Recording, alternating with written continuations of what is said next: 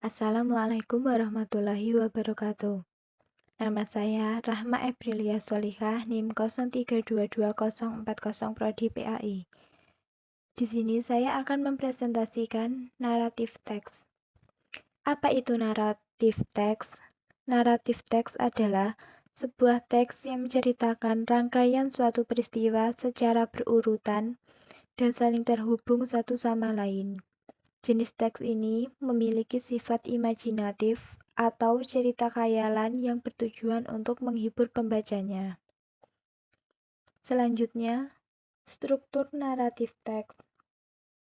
Yang pertama, ada orientation atau orientasi. Orientasi merupakan bagian pengenalan dalam naratif teks.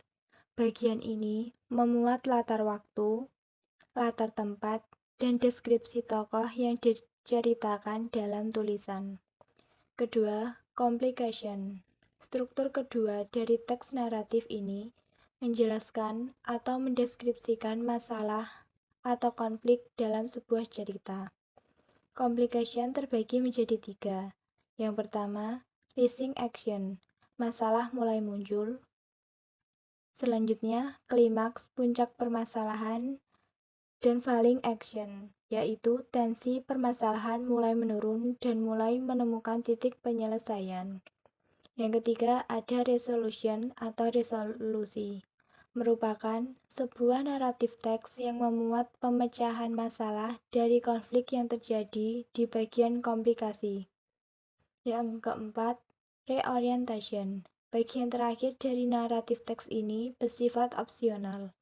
Bisa ada atau tidak ada. Bagian cerita naratif teks yang menyampaikan nilai moral, saran, atau pembelajaran di bagian penutup dari cerita. Selanjutnya, ciri-ciri naratif teks.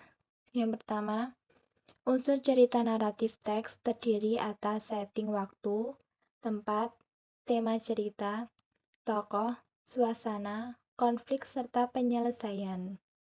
Tersusun dalam sebuah sequel sederhana atau beberapa sequel kompleks. Naratif teks berfokus pada satu tokoh atau pelaku dan biasanya individu, sehingga biasanya menggunakan kata ganti seperti I, we, she, he. Selanjutnya, sering menggunakan past tense, baik itu simple past tense, past continuous, maupun bentuk past tense lainnya. Terkadang menggunakan dialog untuk mengajak pembaca berimajinasi sehingga ceritanya tampak lebih jelas dan nyata.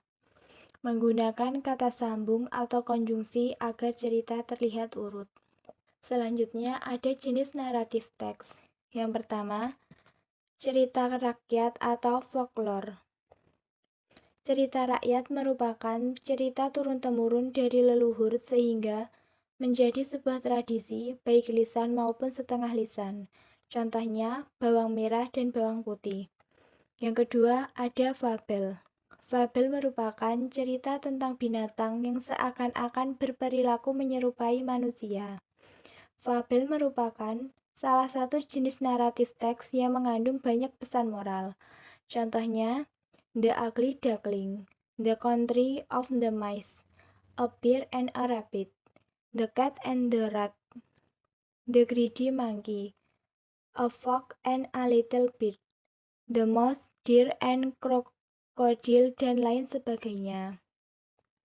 Selanjutnya ada mitos, merupakan cerita mitos yang berkembang pada masyarakat serta umumnya dianggap sebagai cerita faktual atau benar-benar terjadi.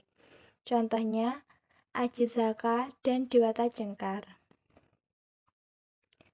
Selanjutnya ada legenda. Adalah cerita yang mengisahkan mengenai bagaimana asal-usul suatu tempat.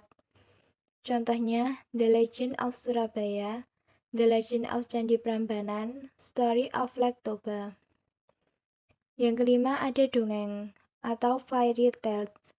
Adalah cerita rakyat atau cerita kanak-kanak yang memiliki keajaiban dalam kisah yang diceritakan oleh penulisnya. Contohnya, cerita dalam Timun Mas, Tinkerbell, dan Thumbelina.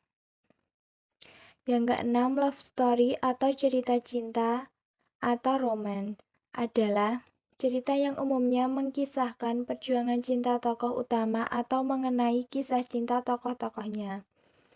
Contohnya, cerita dalam Romeo and Juliet, I'm One the Phil Man.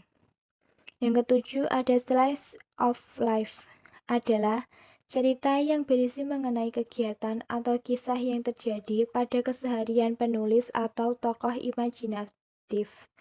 Contohnya True Friends.